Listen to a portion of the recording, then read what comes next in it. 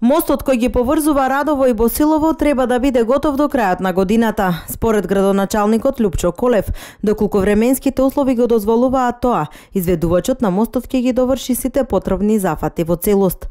Мостот ќе биде прооден и жителите на Радово, Босилово и околните населени места ќе можат да го користат.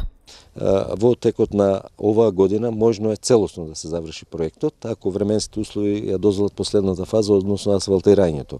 Меѓутоа во секој случај значи мостот ќе биде прооден. Ако временските услови дозволат, ќе се асфалтира и така целокупниот проект ќе биде затворен, ако не, тоа ќе остане асфалтирањето само за напролет, а мостот ќе се биде прооден, така да граѓаните на Босилово, на Радово и на сите населени места од општина Босилово ќе може да го користат, со тоа што нели и патниот правец е завршен, останува само оној дел од 200 метри од едната страна и од другата страна на мостот, што секако мора како крајна фаза да биде, така да финансиската конструкција е затворена, средствата се обезбедени, по ситуација им се исплаќа на изведувачите и не очекуваме да излезе никаков проблем или непредвидена работа.